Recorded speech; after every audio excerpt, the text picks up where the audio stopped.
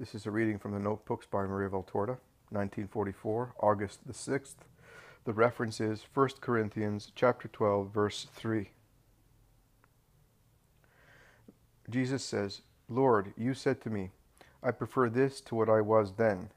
You have thus grasped how much greater it is to serve God and love Him than to love and serve a man.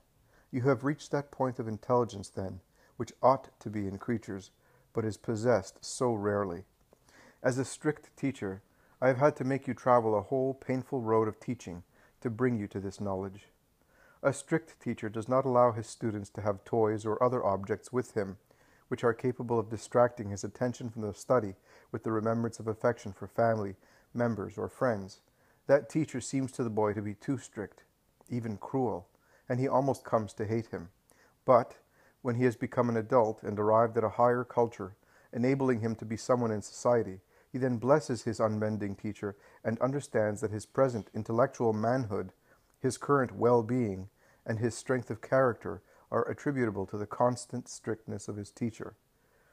And, on reflecting, he also realizes that the discipline was much more rigid at the beginning, whereas it gradually relented more and more towards the end.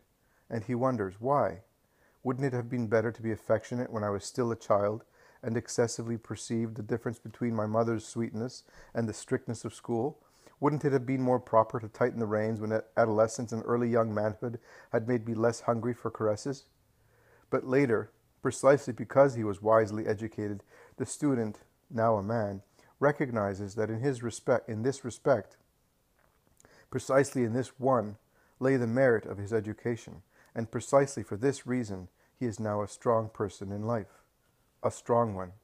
What poor men are those who, brought up in soft conditions, are faced, as adults, with the struggles of life, which is certainly not so tender as a mother's heart, or so benign as a family environment, but full of harshness, enmity, battles, and efforts.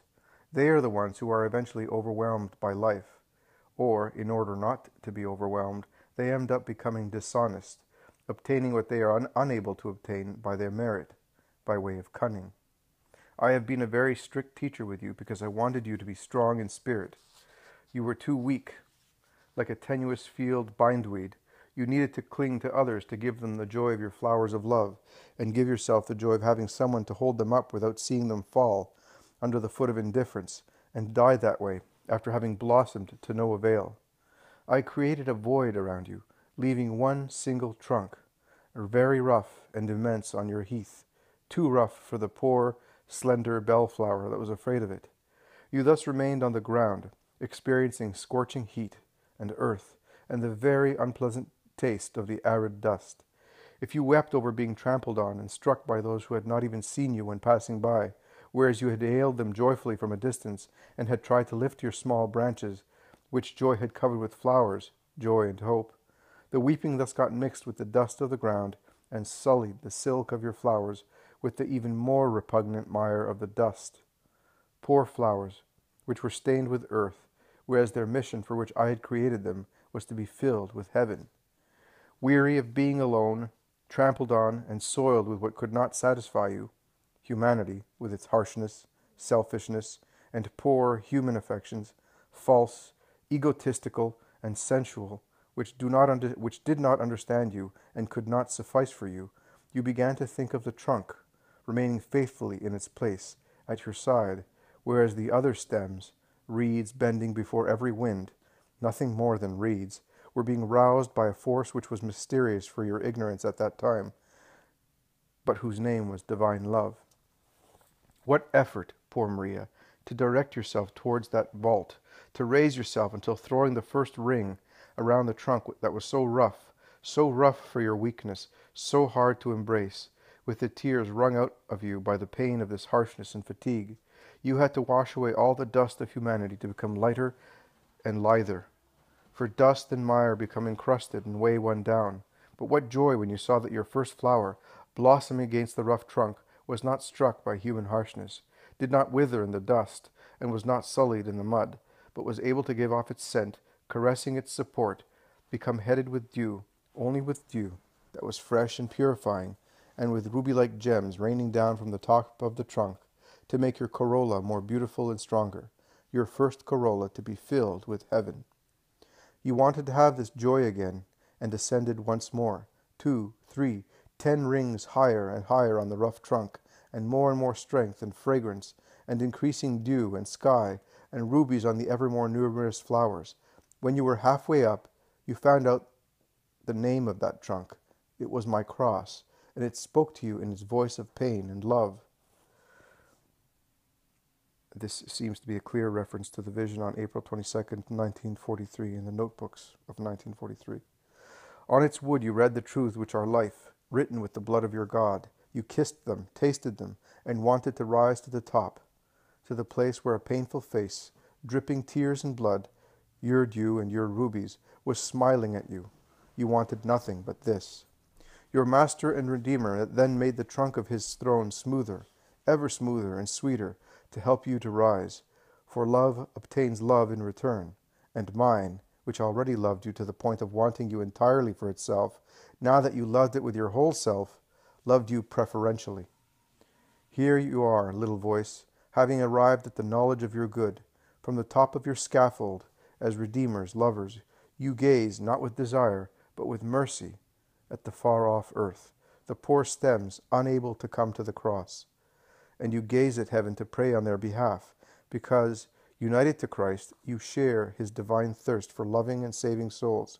From the height of the cross, you learn the highest knowledge, and like a bird at the top of a very tall cedar, you sing his teachings so that the poor stems will hear them and come towards the light.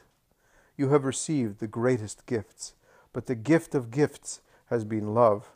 And I teach you to rise more and more on the way which is sublime, that of love. If, moving from true love to small love, you went back to loving yourself in creatures, meditate on this great truth, which is the key to all human affections. Your supports would loosen their grip on the sublime trunk, and you would recognize the bitter mire which fills but does not satisfy. Love me above all things, because of all the good I have given you. Love your neighbors in me, hoping for nothing from them, demanding nothing. Love them precisely because they are so unable to love, and so unhappy because they cannot love. Love them, considering that all your neighbors are the work of God, and that I died for all of them. Love them, thinking of my pain in Gethsemane, in which every sob corresponded to the name of someone for whom my death would be useless. Love them supernaturally, forgiving, pitying, instructing, being patient, and suffering for them. Are you poor? It does not matter.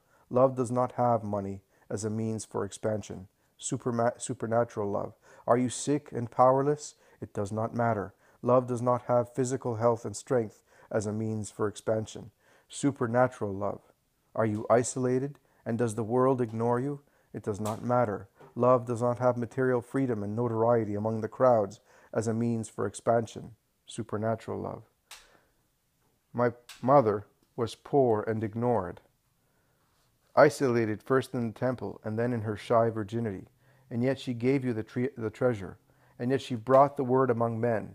She was silent and powerless because she was a woman, and was regarded as a non-entity by Judaism, and yet no other creature, except for me, has spoken and acted as she did.